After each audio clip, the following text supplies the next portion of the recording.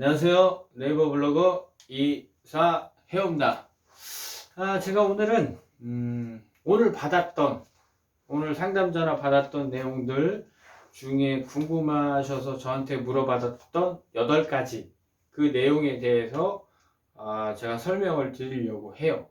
왜 그러냐면 저한테 물어보시는 내용은 오늘 전화하신 분들도 궁금한 사항이지만 이 영상을 보시는 분들도 궁금하고 도움이 되실 수 있다는 생각에 제가 오늘 이 주제로 이사를 준비하면서 알고 싶은 점, 궁금한 점 8가지입니다. 그래서 처음에 1번으로 정한 게 뭐였냐면 박스와 바구니 대여가 가능한가요? 네, 가능하죠. 그러나 그걸 해드리는 업체가 있고 그걸 해드리지 않는 업체도 있다는 점 알고 계셔야 돼요. 그래서 해드리지 않는 업체, 박스와 바구니를 대여하지 않는 업체는 왜 그러냐면 크게 3가지 이유예요. 첫 번째는 이사 자재가 넉넉하지 않다. 그 이유가 있고요. 그 다음에 두 번째는 바쁜 성수기에 일을 하다 보니까 갖다 드리려고 했으나 못 갖다 드리는 경우가 종종 생겨요. 왜냐하면 너무 바쁜 시기, 2월, 3월, 4월 같은 시기에는 그런 게 생기거든요. 그러다 보니까 세 번째, 아예 특정 기간에는 박스와 바구니 대여를 하지 않는 업체. 그래서 이사 박스와 바구니를 대여해 주는 곳도 있지만 그렇지 않은 곳도 있다는 점 알고 계셨으면 좋겠어요. 자, 그 다음에 두 번째는 뭐냐면 내가 직접 포장을 할 때 어떻게 해야 되나요? 그 다음에 업체가 이삿짐 센터가 포장을 할 때는 어떤 식으로 포장을 하나요? 이거는 다른 말로 바꾸면 일반 이사는 어떻게 준비를 해야 되고 포장 이사는 어떻게 진행을 합니까? 요 말과 똑같거든요. 그래서 제가 이전 영상에서도 뭐 일반 이사 준비하는 법에서 제가 한번 설명을 드렸고 포장 이사 준비하는 법에서도 한번 설명을 드렸는데 다시 한번 말씀을 드릴게요. 일반 이사를 준비하면서 짐을 꾸릴 때는 일단 박스에 담아 놓는 게 기본이에요.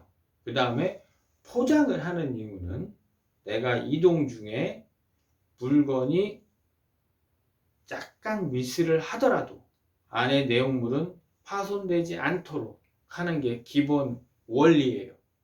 그래서 우리 고객님들은 대체로 어떻게 생각하시냐면 박스에 물품을 담아 놓으면 포장이 끝났다고 생각하시거든요. 그건 아닙니다. 내가 그릇을 박스에 넣는다고 해서 안 깨지는 건 아니거든요. 뽁뽁이나 신문지나 수건이나 이런 걸 또 감싸서 넣어 놓으셔야 돼요. 그 다음에 일반 이사는 제가 포장을 하지 않고 말씀드렸듯이 고객님께서 물품을 담아 놓으시잖아요. 그러면 이 박스 안에 어떤 물품이 들어있는지 기록을 해주시고 어떤 점을 주의해 줬으면 좋겠는지 주의점을 적어 주시면 상당히 좋죠. 왜 그러냐면 저희가 포장을 할 때는 그렇게 포장을 하거든요. 이 포장한 모든 짐을 나 혼자 그대로 들고 나른다면 내가 이 박스에 담긴 내용물을 다 알죠. 그러나 웬만한 이사는 혼자 하지 않고 2명 정도가 하죠. 그럼 내가 들고 나를 때도 있지만 나랑 같이 일하는 기사님이 들고 나를 수도 있거든요. 그래서 주의점을 박스에 항상 기록을 해요. 저희들도. 그래서 우리 고객님들은 박스에 담는 게 기본. 그 다음에 두 번째는 깨질 우려가 있는 것들은 한 번 더 포장을 해서 담으셔야 되고 그 다음에 세 번째는 주의점을 적어 놓으시면 좋아요. 그리고 지금은 겨울이잖아요. 그래서 진짜 모르시는 분들이 많으세요. 이삿짐 센터 기사들도 그래요. 왜냐면 겨울에는 플라스틱이 날씨가 춥기 때문에 아주 잘 깨져요. 그래서 플라스틱 서랍장, 뭐 플라스틱 케이스 이런 거 굉장히 잘 깨집니다. 그래서 그런 점 알고 계시고 그런 부분도 포장을 같이 해주시면 좋아요. 그리고 저희가 이제 포장 이사를 할 때는 말씀드렸듯이 물품을 안전하게 새 집에 옮겨 드릴 수 있도록 꼼꼼하게 포장을 하죠. 그런데 같은 포장 이사를 하더라도 두 가지로 나누어져요. 한 곳은 포장을 최소화해서 이사를 하는 곳, 한 곳은 포장을 거의 대부분을 다 해서 옮기는 곳. 그러니까 요런 업체는 포장을 최소화해서 옮기는 업체들은 가격을 저렴하게 컨택을 했거나 원래 성향이 약간 그런 성향이죠. 그래서 빨리 마치기를 원하는 이사업체.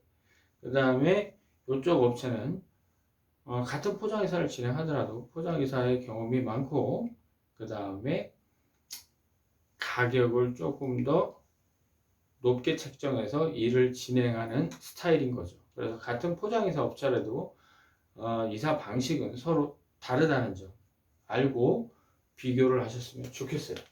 자, 그 다음에 또 뭐냐면 인부 한 명 추가할 때 비용이 얼마나 올라갑니까? 인부 한 명 쓰는 게 뭐가 좋나요? 제가 하면 안 되나요? 그래서 인부와 관계된 질문들도 많이 하셨어요.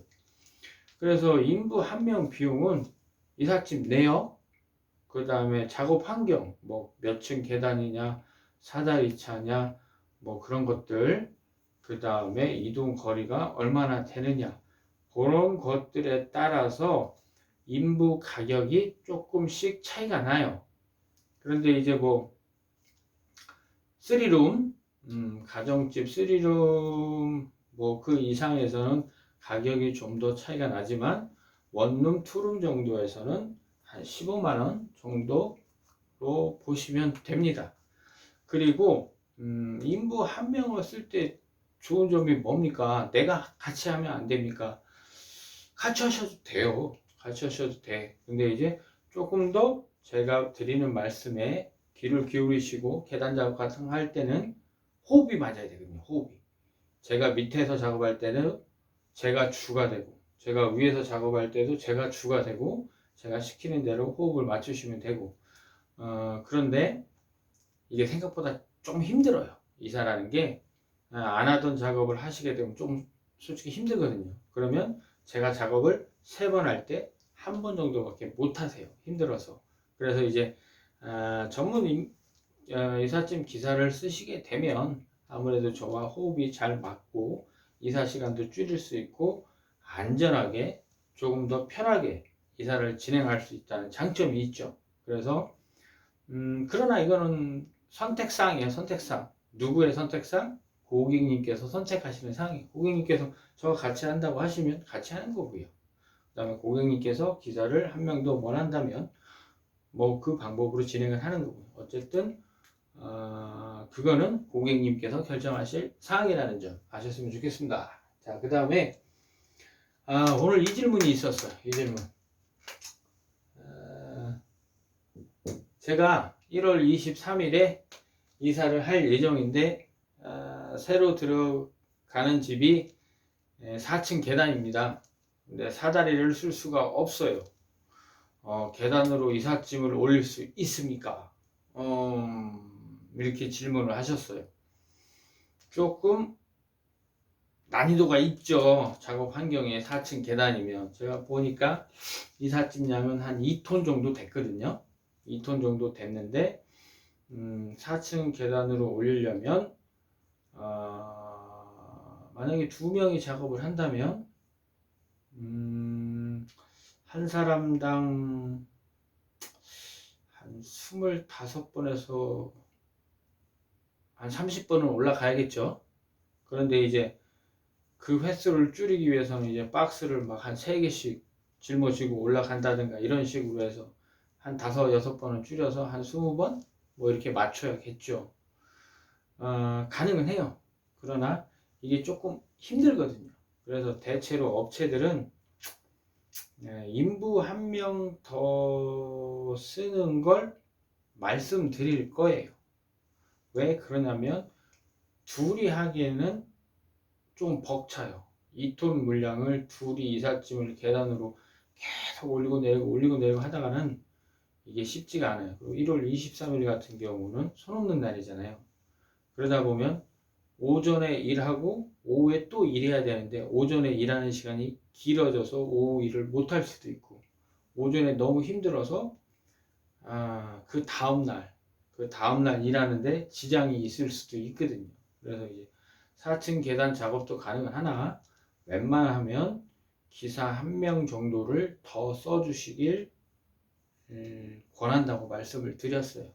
그리고 어느 업체에 전화를 하셔도 제가 볼 때는 그런 식으로 말씀을 드릴 것 같아요. 그러나 이것도 마찬가지로 어디까지나 고객님께서 결정하셔야 될 옵션 사항이라는 거 아셨으면 좋겠어요.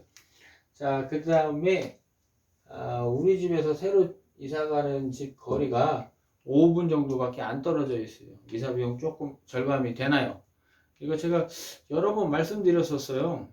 이전 영상에서 여러 번 말씀드렸는데 제가 이사 비용을 높이고 이사 비용을 줄이고 이런 거에서 어떻게 말씀을 드렸냐면 내가 오후 일을 하는데 이동거리가 멀어서 이사 시간이 길어질 경우 그래서 오후 시간에 피해가 될 것 같은 경우 오후 일에 지장을 줄 것 같은 경우 그런 경우에는 이사 비용을 올려요.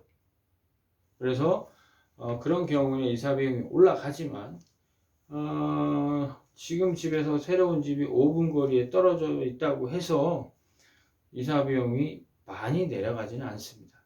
왜 그러냐면 우리가 이삿짐을 포장을 하고 이동해서 차에 싣고 적재를 하고 그 다음에 이동해서 새 집에 가고 새 집에서 올려서 정리를 하고 이 모든 이사의 한 일련의 과정이 다 들어가 있기 때문에 5분 거리나 15분 거리나 이사 비용은 똑같습니다.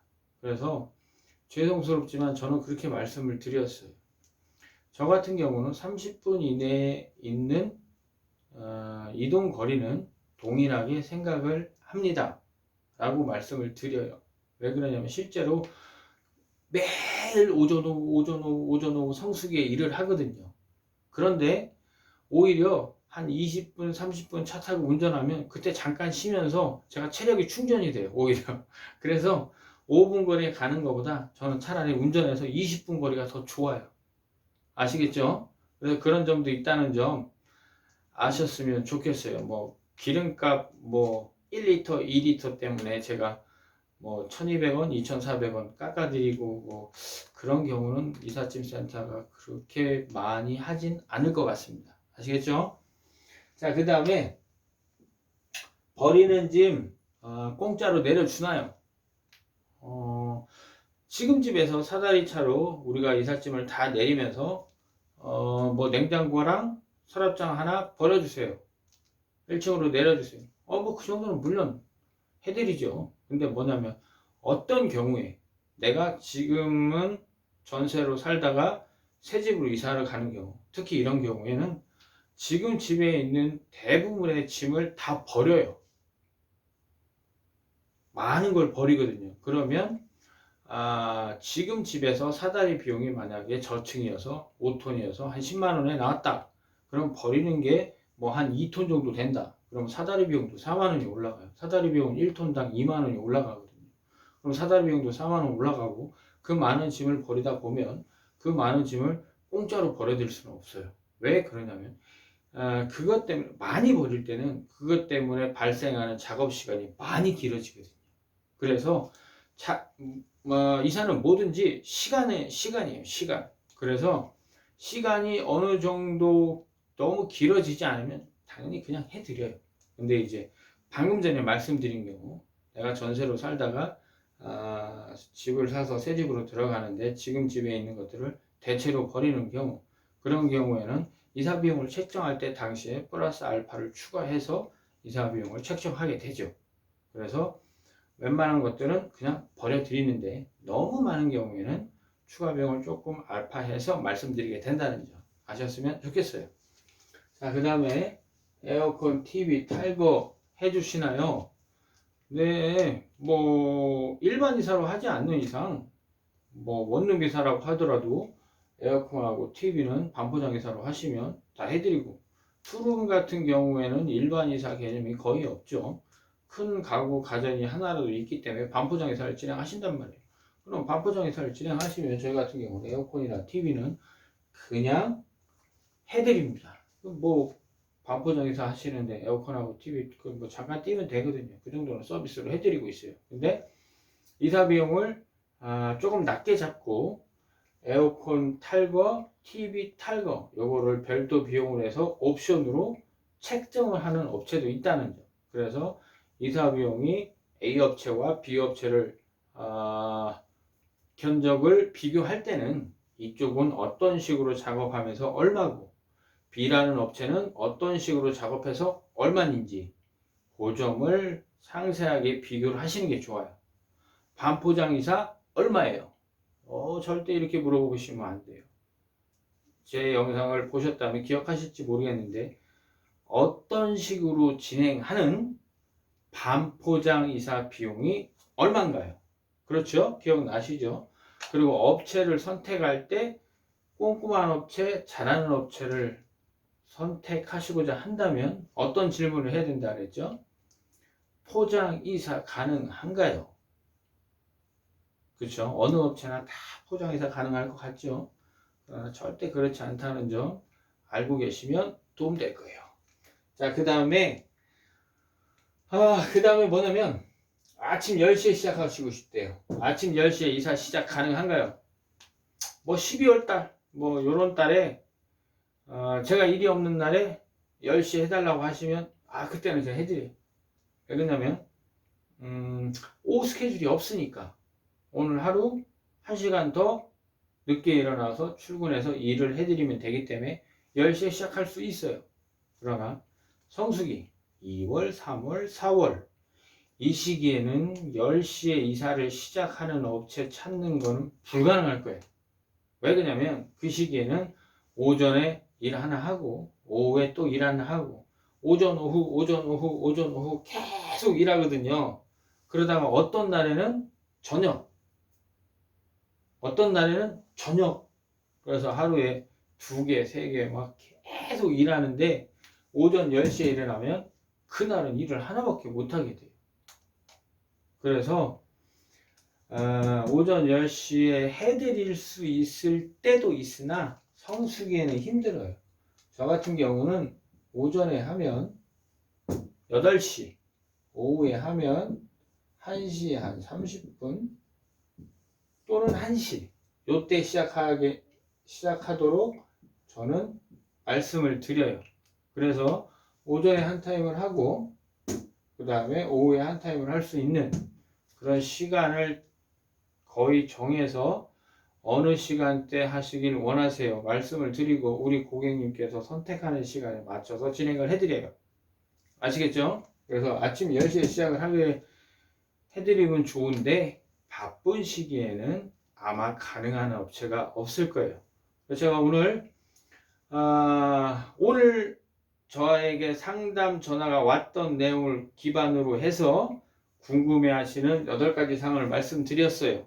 그래서 한번 읽어보시고 들어보시고 도움되셨으면 좋겠고요. 그 다음에 앞으로도 뭐 제가 유튜브 계속 할 거니까 좋은 정보로 이사와 관련된 좋은 정보 계속 업로드 할 거고요. 그 다음에 그때마다 뭐 궁금한 사항들이 있으시다면 여기로 전화 주셔도 되고요.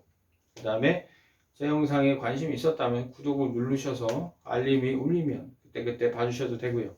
그럼 영상 끝까지 봐주셔서 감사합니다. 다음 시간에 봬요.